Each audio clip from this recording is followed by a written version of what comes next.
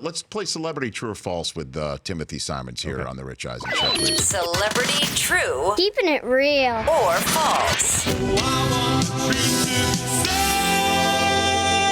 All right, the sting of Spandau Ballet brings us in. These are some things that we saw on the internet or you have mentioned in previous interviews that we want confirmation on. Okay.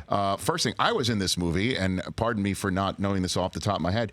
You were in Draft Day? I was, yeah. That is true. Yeah. What was your role in Draft Day again? I was one of the scouts in the war room. And so I think like they had three of us, and it wasn't necessarily mentioned in the script, but I think we had like this sort of one like old school, like kind of gruff scout. And then there was sort of like a younger guy that like it seemed like he was sort of a well-built guy, and you kind of got the sense that maybe he was a former player scout. Maybe he didn't make it in the NFL, but I think I was put there I was the numbers guy. You were the analytics guy? I think I was never like, this is kind of the backstory that I built up in it, being like, well, how did I end up here? And it was like, it's certainly because it's not because I had like a really good career as a tight end at Ohio State. Right.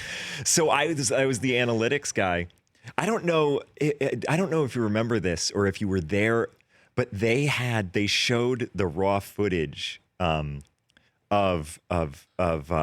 Goodell announcing the first pick for the movie, right? Which they actually did at the NFL, the live NFL draft, right, in Radio City Music Hall, right? That's where I shot my scene. That's where you shot your scene. So I don't know if you remember this, but they, of course, put in some other sound underneath it when it was in the movie, but they showed us the raw footage when we were supposed to be reacting to the number one pick. Yeah. And when Goodell comes out to announce the fake number one pick in the movie, the crowd still booed him. I was there that day. Yes, it was. It's his issue to bear, but every single time he walks off the stage, people want to take photographs with him. It's unbelievable. They collectively will boo him, but individually want to take selfies. But individually, they're like, let's do it. It's crazy. But being there that day too, they made us. Ivan Reitman was there. The director was there, and they made us wear the same stuff from Thursday night, the night before, because they shot us in our real environment. That's right. On Thursday night, and they made us wear the same thing on Friday.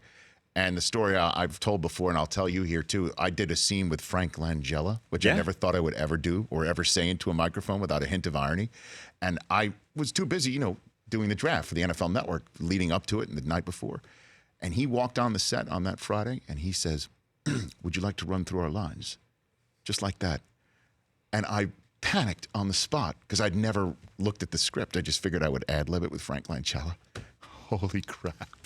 How did it go? Not well. No, yeah. It did not, but he wore sunglasses on the whole set. time. That was his thing. I asked him, I'm like, what's with the sunglasses? He goes, I just figured that's what NFL owners would wear. In the same way that you figured you were the analytics guy. Yeah, we have to build it in somewhere. You know who else was in that movie and was there with you at the draft was Kevin Dunn. That's Kevin right. Dunn was I know in it from too. Veep. Yeah, I know. That's right. One last one on this. What was it like? Again, you've been in some great stuff and you've worked with some amazing people. Obviously, what was it like watching Costner do his thing? Costner like the end of sports movie Kevin Costner thing.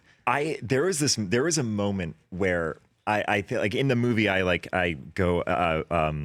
I think it was Bo Callahan was the character's name, is like tumbling down the draft board, and he's having a moment with Jennifer Garner. And I come in, I'm like, you're not going to believe what's happening. And it's that this guy is tumbling down. And the continuation of that scene is that the three of us walk into the war room together. And I remember right before we were about to enter into the war room, they're about to call action. I just feel this hand on my shoulder, and it's Costner just giving me like a little pat on the shoulder. And it was like in character or out of character, I didn't care. It was like, you felt so supported. It was like Kevin Costner, the coach, or Kevin Costner, the GM, reassuring you that this was going to go well. It's the best I've ever felt. The most confident I've ever felt. Like I stood up a little bit straighter. Love it. And I probably proceeded to blow that scene in 5 different ways. But in that moment, right before we walked in that room, like Costner was great to watch. He really was. He was great in the room. I really enjoyed. And we were stuck in that war room for a long time together, a solid month. Yeah. And he was great. It was just great because obviously he's been there, done that with sports movies and, and the Big Finish. It was just great watching him with his speech at the end. Yeah, man. I know. A couple more things here with Timothy Simons. Is it true or false you were discovered for Veep after appearing in a 2010 Geico commercial as Abe Lincoln? Is that a true story? That is pretty much true. Okay. I had a friend, my friend Peter, this one right here. So my friend Peter worked in the casting office of Allison Jones. And I actually ended up doing a Taco Bell commercial that never aired as Abraham Lincoln, like maybe a month after this, because they had all the pieces already. It never aired. I had to ride a penny farthing, which is that bike with like a giant front wheel. They were like, "Can you ride a penny farthing?" And I was like, "I can ride a fixed gear. Like I'll be fine." And then I like a-hole over tea kettle the first time I ever tried to ride a penny farthing in front of the entire crew over the handlebars. I'm lucky I was not in the hospital, and ended up by the end of the day I got it. I rode a penny farthing in the commercial and was even able to do a bit, but like in the whole suit and everything. Anyway, my friend Peter worked for Allison Jones. I had known him for a couple years.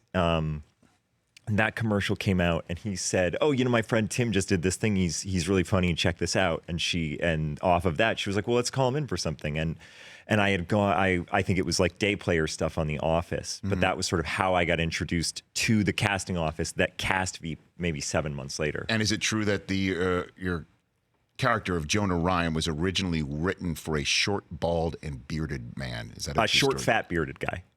Didn't necessarily, I don't think bald was part of it, but like it was supposed to be like a heavy set, bearded, just like a guy who's 26, but looked like he would die of a heart attack momentarily. And I think, as far as I remember, I was the first guy in on the first day and was like, well, this is never going to happen. I'm literally the first person that is auditioning for any part on this show, not just the Jonah character. No kidding.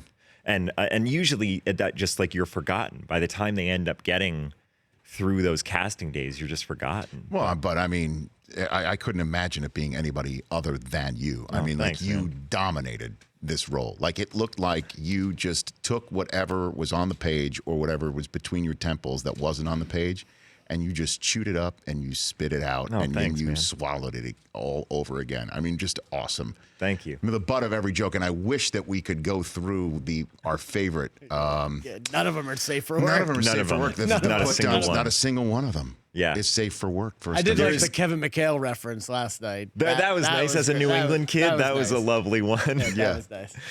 I think the only ones that we can say on air is like the Cloud Botherer. Yeah.